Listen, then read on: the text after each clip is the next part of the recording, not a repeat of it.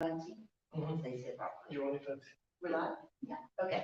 All right. Well, welcome to Liberty or Lockdown. I'm here in Guatemala. We've been here for a few days now, and it's been a blessing to speak with a lot of the Guatemalans, and we've made some new friends over the years with Immortal, Guatemala. And our guest today is Giovanni Fratti, and you are the founder of Immortal Guatemala. I'm one of the founders. One of the founders.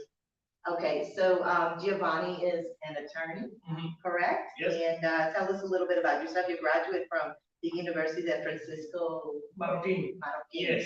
Yes, a private right-wing university that was founded in the 70s while Guatemala was in a civil war with the Marxist guerrillas. And my father and my mother were kind enough to send me there, and I studied their law and graduated in the year 2000 as an attorney, and I've been doing journalism and opinion journalism from a libertarian right-wing point of view since 2005, 2007. So I've been at this about 17 years. It's been a long road, but before I was just an independent journalist by myself. But I have to tell you that the ladies from Guatemala and Immortal have been a blessing for me and my life and the fight that we do, because it's not, as you probably know, it's not the same thing fighting alone, but fighting with a group of fellow people that believe in Christian values and love their country. And we have had such rough times the last 7, 10 years that this is not possible to do alone. Make groups and fight on. Yeah, you have to find your people. Exactly. All right. So we came here about 4 years ago in 2019. We had the presidential election. Yes. That's actually how I located you all on Twitter, because I had heard someone on a bullhorn saying "Ella es una mentirosa," and I had to ask my tia who lives here to stop the car, and I was with Dr. Little, and we heard y'all saying "Nancy Pelosi is una mentirosa," Yes. and I wanted to get out the car so bad. I said, In "Those front are of my the American people." embassy, yes. There was hundreds, Yes. a lot of you. There was hundreds of Guatemalans. Yes. Yes, back in 2019, we had a major election, which is case in Guatemala. You know, every 4 years, we change the presidential authority, the Congress authority, and the local authority of mayors and cities. And we have all of these elections once every 4 years. And back then, we had the CC, which is the United Nations Commission, supposedly against impunity, that was basically destroying the Guatemalan justice system. And Nancy Pelosi was instrumental not only in backing this institution, which was a terrible mess for Guatemala, but also in supporting a very bad U.S. ambassador by the name of Todd Roberts that came to place a commissioner of this United Nations Commission called Ivan Velazquez.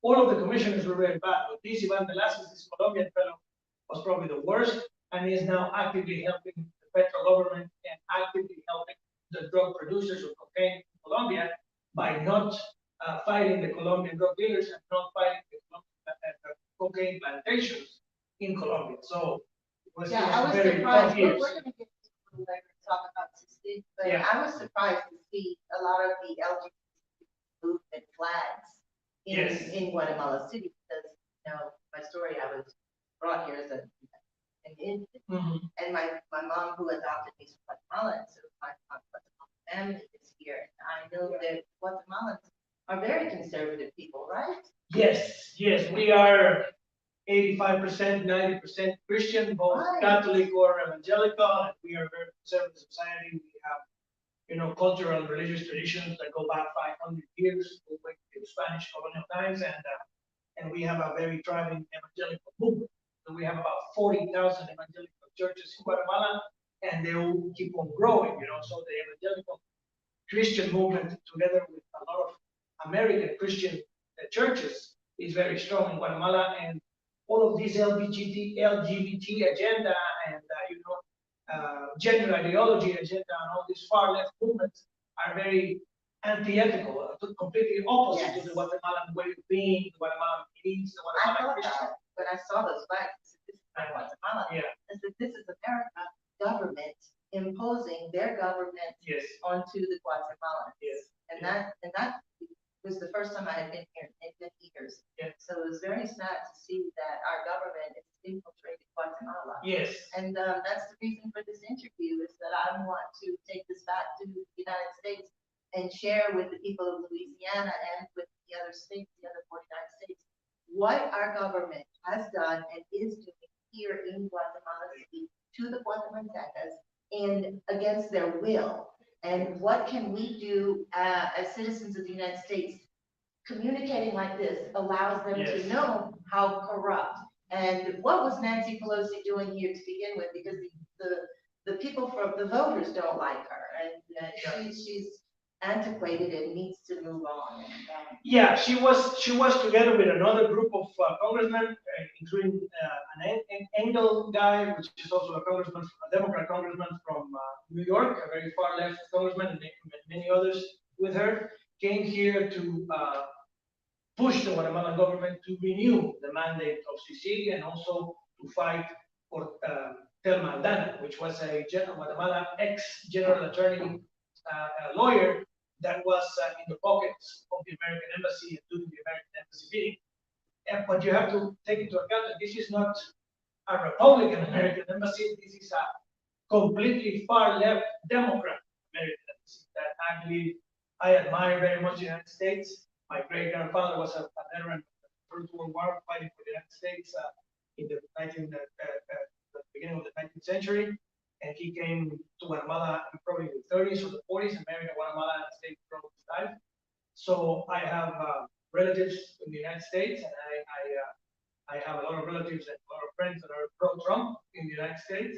And we here in Guatemala as conservatives, we look at the Trump movement and the MAGA movement as something that is very close to our values. And we support Trump and people that are like Trump, but we have to also regret that the State Department is basically taken over by the far left ideology. No matter what you do, like Steve Bannon says, and all these people that helped Trump win, the deep state goes beyond the United States in attacking the United States. It also goes abroad, and in the case of Guatemala, it goes abroad with NGOs.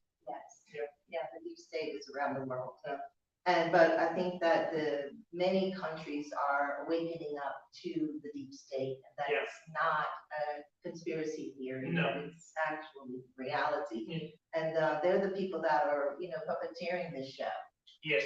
And they're multi-millionaires, they have billionaires. I mean, we are a small, a group of Guatemalan citizens that are conservative, that are fighting, these NGOs. But believe me, these NGOs easily take more than $100 million a year worth of money to do political activism. Because these NGOs, these far left NGOs, they say they're here to help the poor people of Guatemala. They're not. They're here to make politics, to advance the far left agenda, to advance abortion, to advance the LGBTQ agenda, the gender ideology agenda. And they say they are for the poor, they are for the Mayan women, they are for the indigenous people, but that's just their mouth moving. They're really for a far left agenda, for taking power to expand the government. Marxist. Yes. Not even cultural Marxist. Yes. Worse than socialism. Yes. That's right. And so, with that being said, let's talk a little bit about why is the U.S. embassy supporting a criminal who isn't even an American citizen? And can you tell us about that criminal? Yes. For instance, in this election, in the current election of 2023 in Guatemala, we have an illegal candidacy. And basically, in the second round, we have a first round, and then if you don't get 51% of the votes, you have a second round for the presidential election in Guatemala. This is an election year. But we have a guy that is called Bernardo Arevalo. He's not even a Guatemalan origin. He's a Uruguayan. He was born in Uruguay, and then he came back to Guatemala. So he doesn't even comply with the Guatemalan constitution that applies you if you want to run for president of Guatemala to be a Guatemalan of origin. This means a Guatemalan that is born in Guatemala, both of Guatemalan parents or in a Guatemalan ship or a diplomatic office. The problem with Arevalo is not only that he's not a Guatemalan, he's also a puppet of the State Department and a puppet of the NGOs. They started this criminal, fraudulent political party called Semilla, which is seed in Spanish, in 2018. And recently has been discovered by the General Attorney's Office of Guatemala that they've created this party with 5,000 forge signatures. And it was discovered before the elections began. Is that the seed movement party? The seed movement, yes, and all of this criminal investigation was informed to the electoral authority of Guatemala, which is called Tribunal Supremo Electoral, and they chose to let this illegal party run. So they basically, what they did is that they induced to fraud and falsehood about maybe 2 million, close to 2 million voters that went to vote in the second round for this political party. But not only that, but they also run the other political party, which is called UNE, which is a far left guerrilla movement party in Guatemala, run also in violation of several investigations that were pending against that party. So what we had in Guatemala was the introduction of the electoral fraud that we had in 2019, reproduced in 2023. And curiously enough, you have the American